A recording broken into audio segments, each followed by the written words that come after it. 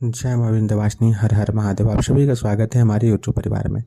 जैसा कि नवग्रह का श्रृंखला जो है आरंभ किए हैं, जिसमें कि नवम भाव को लेकर के प्रमुख रूप से हम लोग बात कर रहे हैं। जन्म कुंडली के अनुसार अगर नवम भाव के अधिपति ग्रह जो होते हैं वह सोम यानी कि चंद्र अगर हैं, तो उनकी प्रसन्नता के हेतु आपको क्या करना चाहिए और क्यों आवश्यक होता है, पहले के वीडियोज में बता चुके हैं। पुनः एक बार इस बात को बताते हैं कि साधना के क्षेत्र में जाने के पश्चात चूंकि जन्म कुंडली हमारा पूरे जीवन का एक छाप होता है, उसको देख करके ही हमें साधना का चयन करना चाहिए।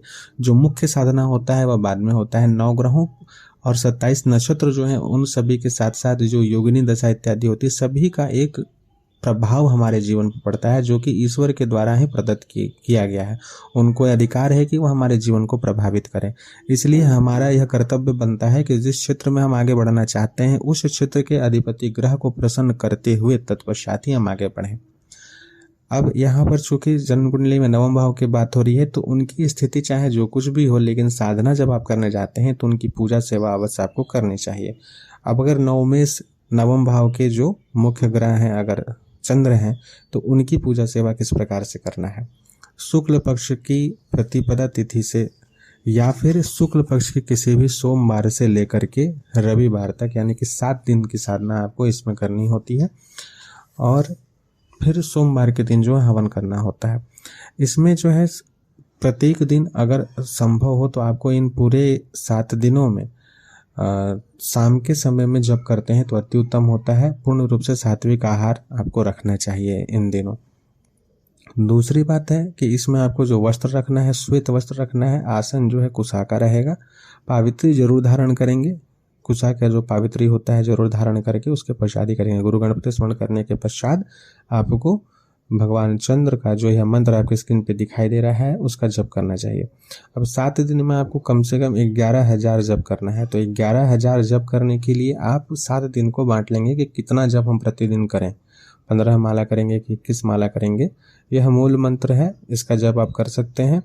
इसमें अब प्रणव को लेकर के कि आप अगर योग धारण नहीं करते हैं तो प्रणव का उच्चारण करें या ना करें, आप स्वतंत्र हैं। आप अपनी इच्छा और बुद्धि के अनुसार निर्णय लेकर चल सकते हैं। मेरे अनुसार अगर आप योग धारण नहीं करते हैं तो सिर्फ मूल मंत्र का बिना प्रणव के बिना प्रणव लगाए बिना ओम लगाए आप इस मंत्र का जब बिल्कुल 11,000 आराम से कर सकते हैं। अत्यंत शुभ फल प्राप्त होगा। दूसरी बात है कि अगर आप प्रतिदिन जो जप कर रहे हैं वो किस प्रकार से और कहाँ करेंगे, इसके लिए आपको किसी भी प्रकार की कोई यंत्र इत्यादि की आवश्यकता नहीं है। क्योंकि ये सामान्य और सरल रूप से बताने का प्रयास है, तो आप अपने पूजन कक्ष में बैठ करके कर सकते हैं। जब शाम के समय में गोधूली बेला पूर्ण हो जाती है उसके पश्चात जो है आपको यह जप करना चाहिए। नहीं तो आप चाहें तो सुबह सूर्योदय के समय में भी जप कर सकते हैं। सूर्योदय के समय में करेंगे तो ज़्यादा अच्छा रहेगा, क्योंकि शाम तक फिर खाना पीना आप खा लेंगे तो बैठने में हो सकता है कि नींद आए। बहुत बार ऐसा भी होता है, तो इसलिए सुबह के समय में ही आप इसका जप कर सकते हैं। तो प्रत्येक दिन जो है पंचमुखी रुद्राक्ष की माला से इनका जप होगा।